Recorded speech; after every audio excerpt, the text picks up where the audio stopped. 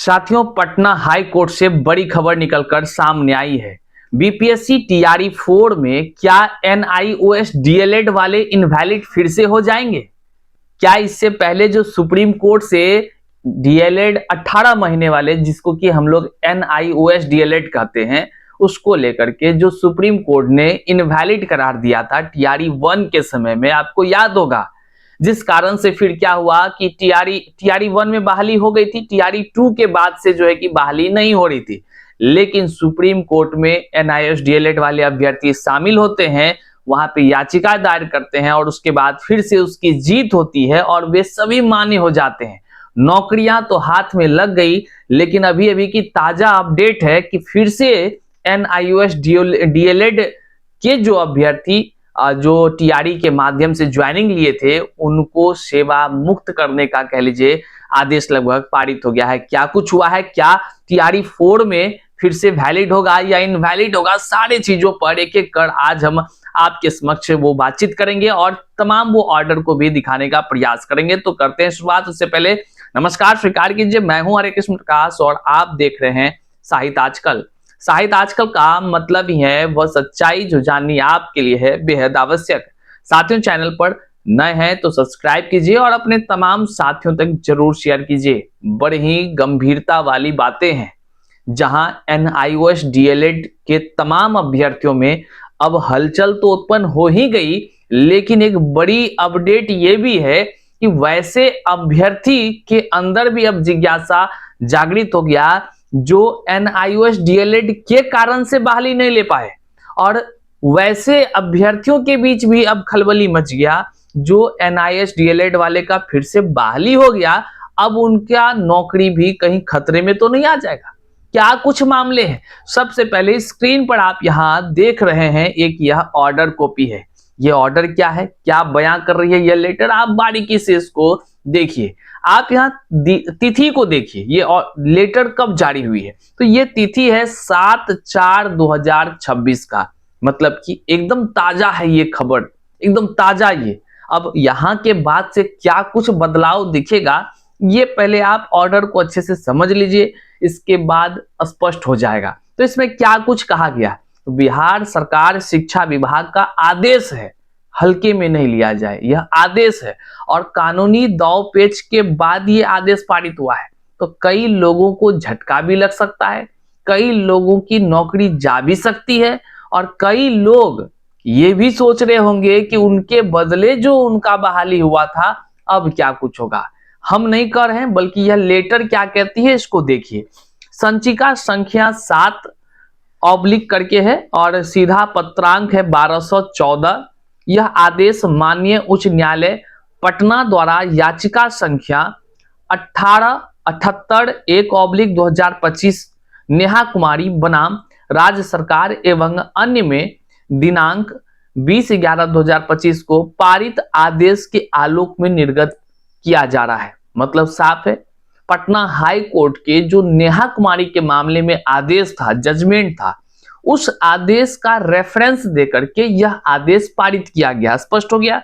अब यहां से आगे चलिए, बड़ा ही ट्विस्ट हुआ है और कह लीजिए तो एक ऐसी स्थिति को उत्पन्न करने वाला यह लेटर है जिससे कि जो लोग नौकरी कर रहे हैं वह भी व्याकुल हो जाएंगे, जो लोग नौकरी जिनका खत्म हो गया है वह भी कहीं ना कहीं अब जागृत हो जाएंगे, और जिसका नौकरी नहीं हुआ है वो तो भैया परेशान है ही, वो भी खलबली उनके बीच मचने वाला है। साथ ही साथ ओवरऑल जो टीआरई 4 में शामिल होने वाले एनआईओएस डीएलएड 18 महीने के अभ्यर्थी जो सपना सजोए हुए हैं, उनका तो खतरे की घंटी ही बज रही है। क्या कुछ है आगे देखिए।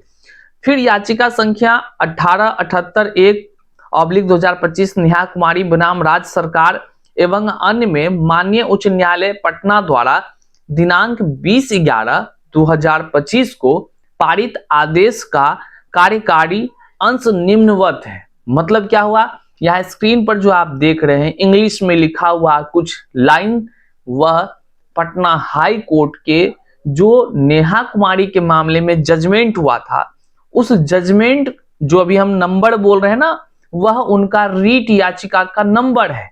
कौन सा है आप सर्च करिएगा, जब हाई कोर्ट के वेबसाइट पर 1878/1/2025 तो नेहा कुमारी का जजमेंट आ जाएगा। उस जजमेंट में ये जो मेन बातें कोर्ट ने कही है उसको ही विभाग ने कोट करने का काम किया है। बाकायदा वो इंग्लिश में लिखा है, आप यहाँ स्क्रीन पर देख ही रहे। अब इसके नीचे क्या कुछ कहा गया, 3 नंबर का पारा को हम पढ़ रहे हैं। उक्त पारित न्यायादेश के आलोक में याचिकाकर्ता द्वारा विभाग को अभ्यावेदन समर्पित किया गया है। समर्पित अभ्यावेदन के आधार पर विभागीय पत्रांक 924 मतलब 924 दिनांक 25/2/2026। देखिए यहां पर अब आप सजग हो जाइए।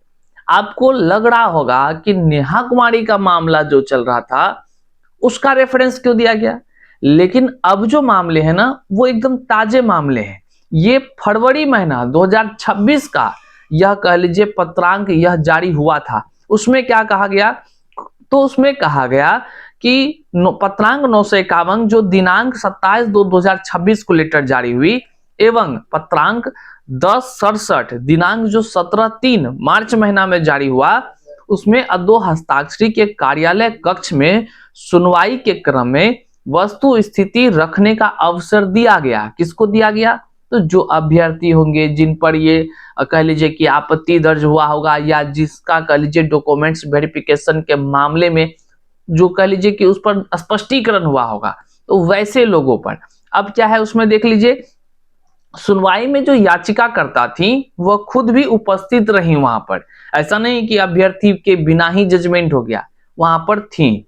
अब चौथा नंबर में क्या लिखा है कि याचिकाकर्ता का कथन है, मतलब जो टीआरई पास करके जो एनआईएस डीएलएड के अभ्यर्थी थी उनका जो शिक्षक बन गई, उनका कहना है, क्या कहना है कि चयन बिहार लोक सेवा आयोग मतलब बीपीएससी पटना द्वारा जारी विज्ञापन संख्या 22/2024 के तहत हुई है। मतलब उन्होंने कहा क्या कि मेरी जो बहाली हुई ना वो विज्ञापन संख्या 22/2024 के तहत हुई है। ठीक है भाई। चयन के उपरांत उन्हें गोपालगंज जिला आवंटित हुआ। इसके बाद चयनित अभ्यर्थी द्वारा एनआईओएस डीएलएड से 18 माह का डीएलएड कोर्स करने के कारण जिला शिक्षा पदाधिकारी जो गोपालगंज द्वारा काउंसलिंग के दौरान डाउटफुल कर दिया गया था। मतलब स्पष्ट है कि वहां के जो जिला शिक्षा पदाधिकारी थे या कार्यक्रम पदाधिकारी या स्थापना के जो पदाधिकारी थे, उन्होंने जब इनका डॉक्यूमेंट्स को जांच किया तो वहां पर डाउटफुल करके रख दिया गया। कारण क्या हुआ भाई, ये बड़ा सवाल उत्पन्न होता है। तो कारण क्या है कि अंकनीय है कि विज्ञापन संख्या 22/2024 के कंडिका 2 के उप कंडिका B4 के नोट में यह उल्लेख किया गया है कि शिक्षा विभाग बिहार के पत्रांक 22-23 जो दिनांक 7/12/2023 के आलोक में एनआईओएस द्वारा प्रदत्त 18 महीने के डीएलएड की उपाधि मान्य नहीं होगी। स्पष्ट समझ गए, मान्य नहीं होगी। जो पत्रांक है वो उसका रेफरेंस दिया गया है। कुछ लोगों को लगेगा भैया आप क्या बोलने लगे हैं, एनआईएस डीएलएड तो वैलिड है, लेकिन सब बताते हैं, स्थिर रहिए। अतः उपरोक्त वर्णित परिप्रेक्ष्य में वादी के दावे पर विचार करते हुए उनके दावे को अस्वीकृत करते हुए मामले को निष्पादित किया जाता है। कहानी खत्म, वहीं पर क्लोज हो गया। आगे देखिए, डॉक्टर बी राजेंद्र अपर मुख्य सचिव, लेटर साइन सब है। अब फर्जी है लेटर की सही है, इसका ठिका तो आप ही लिए हुए हैं। लेटर जो बयां कर रही है यह क्या कर रही है, इसका मतलब भी आप अब समझ चुके होंगे। स्पष्ट अगर हम कहना चाहें तो एनआईओएस डीएलएड बीच में अमान्य था, आपको भी पता है। कब भाई, तो टीआरई 1 के बाद एनआईओएस डीएलएड वाले को इनवैलिड करार दिया गया था, लेकिन फिर बाद में सुप्रीम कोर्ट ने उसको वैलिड करार दिया। लेकिन जो इस लेटर के माध्यम से अब बातें निकल रही है वह बातें स्पष्ट है कि बीच के ड्यूरेशन में जो अमान्य था वहां पर हुई नौकरी अमान्य है। इसका मतलब हुआ कईयों की नौकरी जाने के कगार पर होगा, क्योंकि टीआरई 1, 2, 3 के फिर से डॉक्यूमेंट्स एक डॉक्यूमेंट्स का वेरिफिकेशन चालू हो गया है। अब देखने वाला विषय होगा आने वाले दिन NIOS DLED वाले को कब कहां मौका मिलता है या फिर नहीं मिलता है, या फिर जो नौकरी उस समय का कर रहे होंगे क्या उसे निकाला जाएगा या फिर नहीं निकाला जाएगा। बहरहाल आप तमाम मुद्दे पर क्या कुछ सोचते हैं कमेंट में जरूर व्यक्त कीजिएगा। NIOS DLED वाले के लिए आप क्या कहना चाहेंगे, उनके नौकरी पर क्या कहना चाहेंगे, कमेंट में आपका स्वागत है। मिलते हैं अगले वीडियो में, तब तक के लिए जय हिंद।